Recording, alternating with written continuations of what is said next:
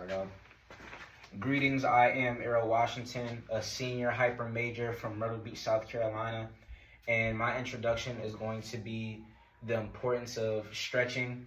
With stretching, this helps you keep your muscles strong and healthy and be able to maintain a full range of motion. Without it, muscles can become weak and tightened, and you won't be able to get the full range of motion you need, so that when you call on muscles to perform certain activities, they won't be able to, perform as fluently as you would able to. That's the first part. All right, so the first stretch we will be doing is the knee to chest. The knee to chest is important because it helps you with your core strength. It helps you improve your posture and your breathing. It helps you with your core as far as, keep decreasing injuries and back pains. So the first thing we're going to do is turn to the side. And you'll be grabbing your knee, pulling it up to your chest as far as you can. Hold for 5 seconds. Try to keep your knee straight. I'll count it out for you. Just start again. 1, 2, 3, 4, and 5. And then you'll switch to your other leg. 1, 2, 3, 4, 5. And the only difference is that when maybe you would have noticed like his leg was kind of bent and within the stretch, but that's all a part of it. Like you have to take baby steps in order to improve the posture and the stance of certain stretches. But if you noticed, he controlled his breathing and he kept his knee up, so that means that his balance was at a perfect motion. He maintained his breathing. He maintained the posture that he currently could at this moment. The only difference was just the knee bend. So all he had to do was keep his legs straight. But as far as everything else, that's how the stretch goes for the core. For the next stretch is for the pectoralis major. The main function of the pectoralis major is the adduction and the internal rotation of the chest muscle, which is the pectoralis major. For this stretch, we will be doing like the wall push-ups. So to start here, hands on the wall, feet shoulder width, and push in. You should feel it in your chest and your chest muscles and some of your shoulder joints as well. Mm-hmm. You'll be leaning forward and you should feel kind of a burn right there, right in your shoulder joints and your chest muscles, which is your pectoralis major. And release. Now go back into it. Stretch your arms out a little bit. And your hands. Yep. Hold it.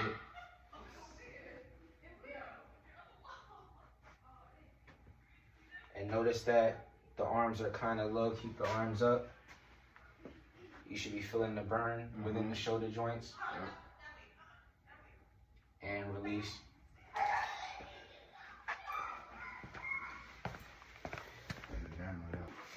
And for the next stretch, which is the shoulders, we'll be doing the overhead shoulder stretch.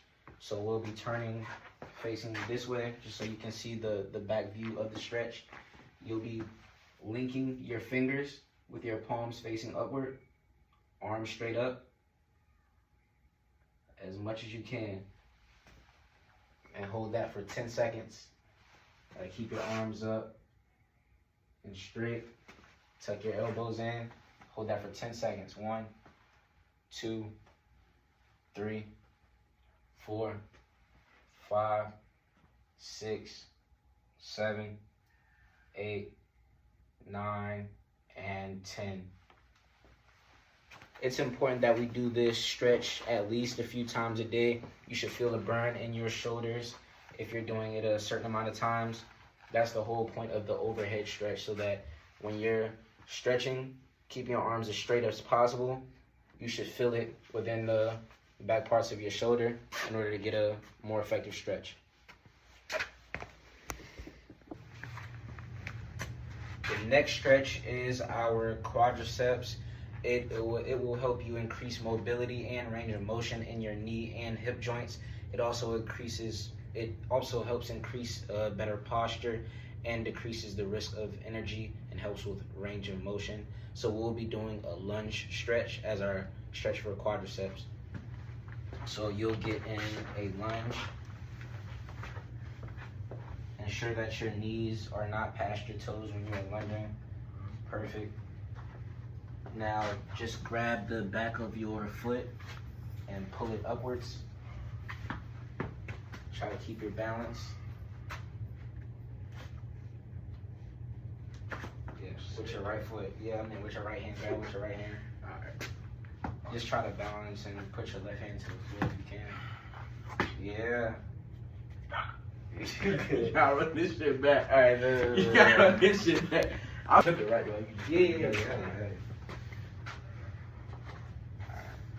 I'm gonna help you up. Just try to keep your balance. Yeah, just like that. I'm gonna keep your foot up. Just keep your balance. Just like that. You should feel a little stretch in your quad. Try not to keep your knees in front of your toes. Yeah, just like that. Yeah, it's gonna hurt with the balance a little bit. But that's exactly the point of this stretch, is to increase flexibility and range of motion.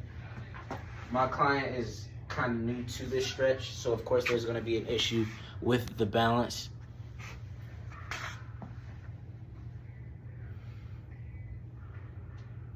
And that will conclude that stretch. So as for our next stretch, we'll be stretching the rhomboids, and it relieves tension in the neck and muscle joints, and it provides like flexion within the back. So you'll be laying supine, knees faced upward, inward, then you lay back, and you'll lift the middle section of your body up as far as you can.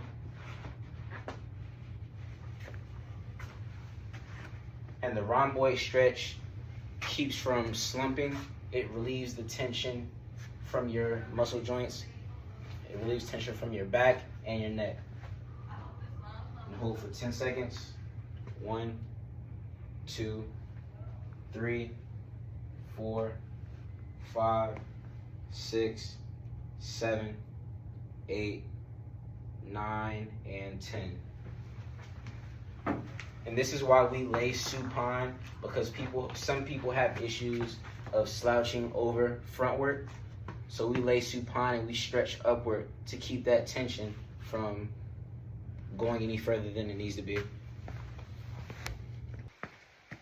Next, we'll have our glute stretch for the gluteus maximus. This stretch is going to relieve tightness and tension within your lower back area and relieve any tightness that you might have in your gluteus maximus. So first we'll be sitting, regular sit.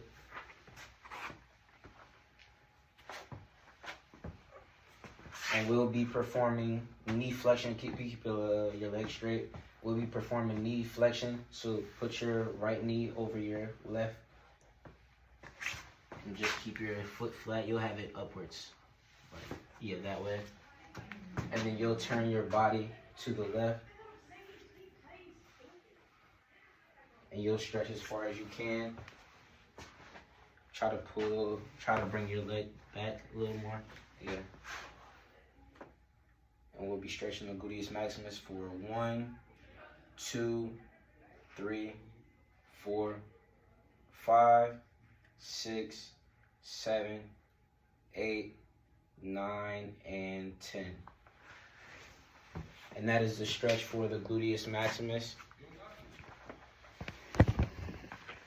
And one of my favorite childhood stretches is the calf raises. We'll be working on the calves for this stretch. And this stretch works on range of motion, blood flow. It strengthens the muscles and to keep a full range of motion within doing any short-term activity or short-term, motion in order to, properly activate your calves. So we'll be staying this way in its normal calf raises. and hold it for a couple seconds before you come down. Yep. And come down and go up and down and back up. Yeah.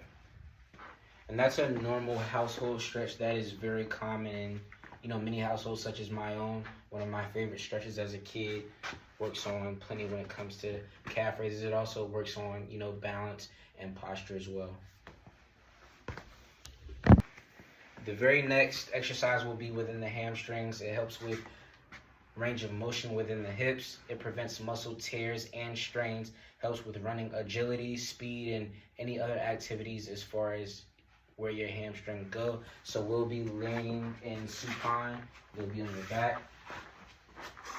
And for your left knee, you'll be performing flexion. So put your left knee up, it right there, and you'll be performing knee extension. So you'll pull this up, you'll grab your left leg right there, and you'll pull back as far as possible. Try to keep your left knee in flexion and hold it for 10 seconds.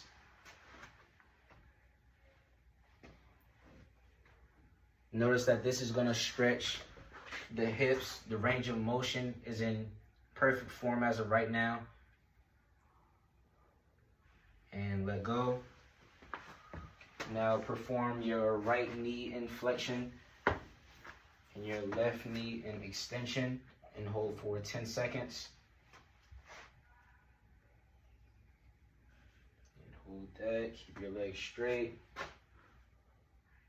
And release. Perfect, perfect. Yeah.